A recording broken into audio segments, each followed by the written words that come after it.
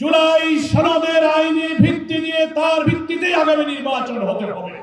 এই সংস্কারের বিষয়গুলোকে জুলাই সনদে অন্তর্ভুক্ত করে এটাকে কনস্টিটিউশন অর্ডার, সংবিধান আদেশ দিয়ে এবং গণভোটের মাধ্যমে নির্বাচনের আগেই আইনি ভিত্তি দিতে হবে। বিদ্যমান রাষ্ট্র কাঠামোতে যদি আবার নির্বাচন হয় তাহলে এই কাঠামোতে আরেকটি ফ্যাসিবাদের জন্ম হবে। এই বিদ্যমান কাঠামোয় নির্বাচন হলে আরেকটি হাসিনার জন্ম হবে। দেশের রাজনীতি একটি স্বচ্ছ গ্রহণযোগ্য নির্বাচনের দিকে এগিয়ে যাওয়ার লক্ষ্যে দেশবাসীর যে আকাঙ্ক্ষা, জামাত ইসলামী সেই প্রচেষ্টায় প্রাণান্তকর প্রচেষ্টা চালিয়ে যাচ্ছে। আমরা যেমন রাজপথে চেষ্টা চালাচ্ছি, ঐক্যমত্য কমিশনে আমরা চেষ্টা চালাচ্ছি, সরকারের সঙ্গে নীতি নির্ধারক যারা আছেন নির্বাচন কমিশনে সমমনা সমস্ত রাজনৈতিক দলের চতুর্মুখী প্রচেষ্টার মধ্য দিয়ে জামাত ইসলামী চায় একটি গ্রহণযোগ্য নির্বাচনের দিকে বাংলাদেশটা এগিয়ে যায়।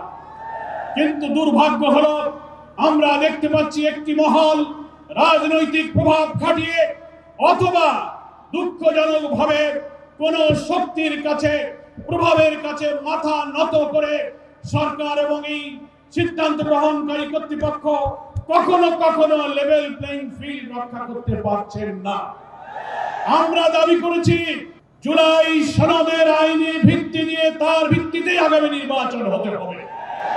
এখন একটি দল বাধার সৃষ্টি করে, প্রতিবন্ধকতা সৃষ্টি করে বলছেন এই সাংবিধানিক সংস্কার, এত সব সংস্কার নির্বাচনের আগে আইনি ভিত্তি দিয়ে সংস্কার করার কি প্রয়োজন? পরের সরকার আসবে, সেই নির্বাচিত সরকার যে সংবিধান সংস্কার করবে তার তফসিলে তারাই এই সব বিধানগুলো সংযুক্ত করবে। এটা হচ্ছে গণ আকাঙ্ক্ষার সাথে বিরোধিতা। গত 5 আগস্ট প্রধান উপদেষ্টা জাতীয় সংসদের দক্ষিণ প্লাজায় যে জুলাই ডিক্লারেশন, জুলাই ঘোষণা পেশ করেছিলেন, আমরা লেভেল প্লেইং ফিল্ডের ক্ষেত্রে যে রক্ষা করা হয়নি, গোপনীয়তা রক্ষা করে জুলাই ঘোষণার মধ্যে একটি বিশেষ মহলের চিন্তায় এই জুলাই ঘোষণা ড্রাফট করে সেখানে গণ আকাঙ্ক্ষার বিপরীত অনেক কিছু সম্পৃক্ত করা হয়েছিল। আমরা এটা সংশোধন করতে বলেছি। তার 25 নম্বর অনুচ্ছেদে বলা হয়েছিল এর পরবর্তী সরকার এসে সংবিধানে এই সংস্কার এবং জুলাই সনদ বাস্তবায়ন করবে।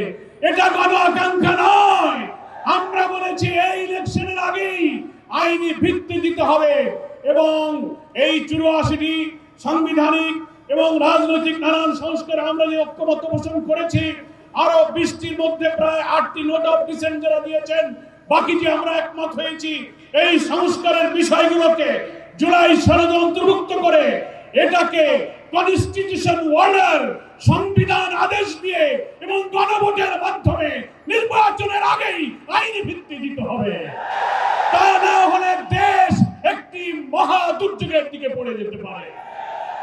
আমি প্রধান উপদেষ্টার কাছে বিনয়ের সাথে নিবেদন করে দিও, আপনি এই দক্ষিণ প্লাজা জাতীয় সংসদে জুলাই ঘোষণার দিনও লিখিত অঙ্গীকার করেছেন যে আমরা বিদ্যমান রাষ্ট্র কাঠামোকে সব জায়গায় সংস্কার করব। কই আজকে যারা বলছেন নির্বাচিত পরের সরকার এসে সেটা সংস্কার করবে, তার অর্থ হলো এই দলেরই বড় স্থায়ী কমিটির নেতারা বক্তৃতায় বলছেন এখন আপনারা যত আইন সংস্কার করেন, যত কিছু বানান না কেন, আমরা ক্ষমতায় গিয়ে তা মুছে দেব।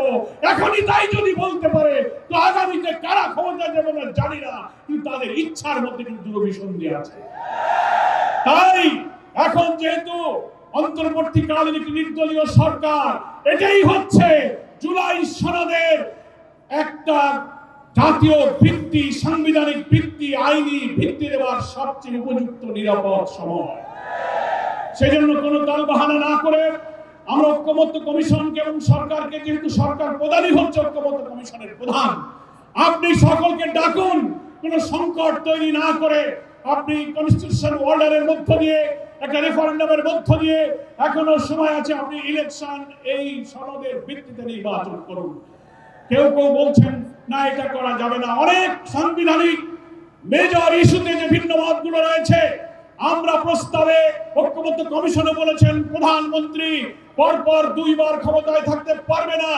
জুডিশিয়ারিতে প্রধানমন্ত্রীর ইচ্ছায় নিয়োগ হবে না, সাংবিধানিক পদগুলোতে নিয়োগ হবে না, সেপারেট অ্যাপয়েন্টিং অথরিটি হবে।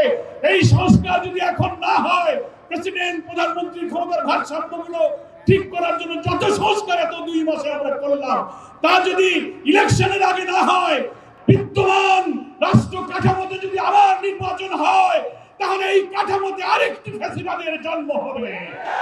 এই বিদ্যমান কাঠামোয় নির্বাচন হলে আরেকটি হাসিনার জন্ম হবে। বাংলার মানুষ আর ফ্যাসিবাদ জন্ম হতে দেবে না। সেই জন্য লেভেল প্লেইং ফিল্ড আপনারা মেনটেন করতে পারছেন না। জুলাই সনদের আইনে ভিত্তি দিন, কনস্টিটিউশন অর্ডার জারি করুন, গণভোট দিন, ফ্যাসিবাদের দোসরদের রাজনীতি অকার্যকর করে তাদের কার্যক্রম স্থগিত করুন। এবং আপনারা নির্বাচনের পূর্বে প্রতিশ্রুতি দিয়েছিলেন ভিন্ন মানবতা বিরোধী অপরাধের অপরাধীদেরকে দৃশ্যমান বিচার এই নির্বাচনের আগেই জাতির সামনে দেখাতে হবে।